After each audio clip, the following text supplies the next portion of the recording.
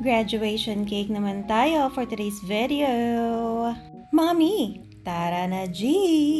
Ngayong katapusan ng July hanggang first week yata ng August, yung graduation dito sa Pampanga sa mga college. Hindi ko alam kung pati sa ibang lugar ganun din, pero napakarami kong nakikita ng mga graduation post sa Facebook.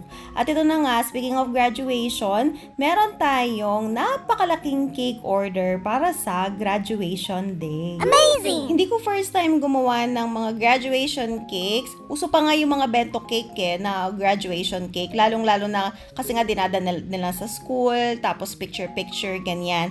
Pero itong cake na ito ang pinakaunang graduation cake natin na ganito kalaki. At hindi lang yon, nagpa-additional pa si customer ng choco cake balls at ng mga mini cupcakes. Kasi nga pala, nung dineliver namin yung cake, meron siyang parang pa-dessert buffet sa mga bisita nila. O diba, bunggahan? Nangingi ng mga sample pictures sa akin si customer, kaya sinendan ko siya ng mga sample pictures and then namili siya doon. Yung pinili ni customer ay 2-tier na graduation cake na super duper color white lang siya lahat.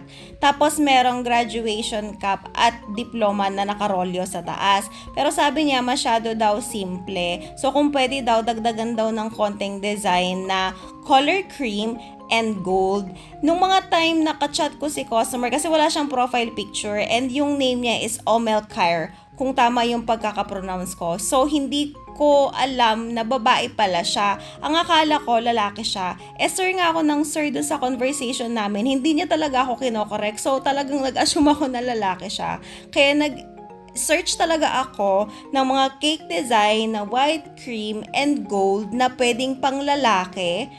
At simple lang kung sakaling babae siya, ganon. Wala akong makita, kaya ganito na lang yung naisip ko. Para din elegant siyang tingnan at simple. Kasi mukhang simple lang din si customer kasi simple lang din siyang kausap. O diba, asumera ako sa part na yon. Pero ayun na nga, basta ang goal natin is makuha lang yung color na gusto ni customer and then at the same time elegant. So kung nakikita ninyo, gumamit tayo ng piping bag.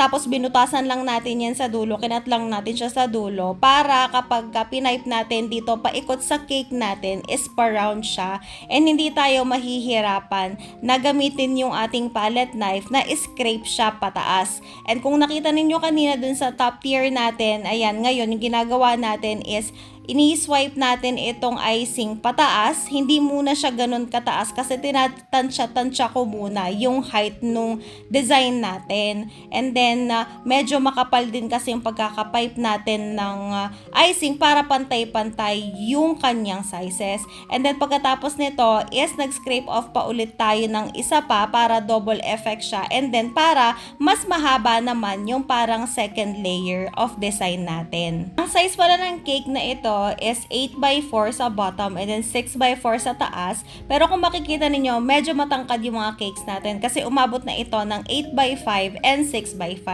Hindi na kasi talaga ako nagka-cut ng cakes natin. Depende dun sa na-bake natin. So either super sakto yung size ng cake natin or mas mataas. Pero mas madalas yung mas mataas. Kasi kapag kinat ko to mga masasayang lang din kasi hindi ako nagbebenta ng mga cakes na tira-tira, ganyan.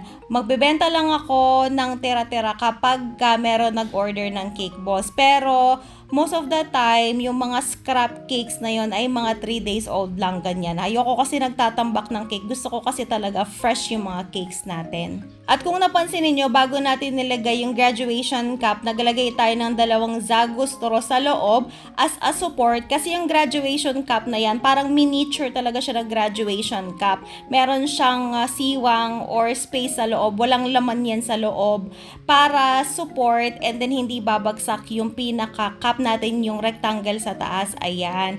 And then, ayan, nilalagay na natin yung mga dedication natin. Congratulations yung pinalagay ni customer sa taas. And then, yung pangalan niya, mas malalaking letters dito sa baba, which is Omel Kair. Sana tama yung pagkakabigkas natin. At ito na nga yung mga gold rages natin, 2mm at saka 5mm yung sizes niya. So, yung mga 2mm pinagsama-sama natin na dinudut-dut sa cake natin. Tapos, yung 5mm, isa-isa natin siyang nilagay para mag-create ng magandang effect and style doon sa cake natin. O, diba, funggahan? Punta naman tayo dito sa mga chocolate balls na pina-add ni customer natin. Bali, nagpa-add si customer ng 2 dozen ng chocolate balls. White chocolate and then dark chocolate lang yung ginamit natin dito. Tapos, in-drizzle natin ng mga chocolates din. Tapos, yung mga color red and pink na nakikita nyo sa taas, mga drudges lang yan na heart actually, na dinurog-durog natin. Ayan, di ba? Ang syara niyan tingnan. And then, nag-additional din si customer ng 2 dozen na mini cupcakes. Ayan. Ito na yung sinasabi ko sa inyo na nagpalit na ako ng maliit na box para sa mini cupcakes para pare-parehas na lang sila ng boxes nung ating chocolate cake balls. Ayan. O, diba? Ang syala nilang tingnan. Ang cute din. At ito na ang final result. Wow! Congratulations pala sa lahat ng mga graduates ng school year 2024. O, diba? Ang syala ng cake natin, napakasarap tingnan sa mga mata. And that's it for today. See you on our next video. Bye!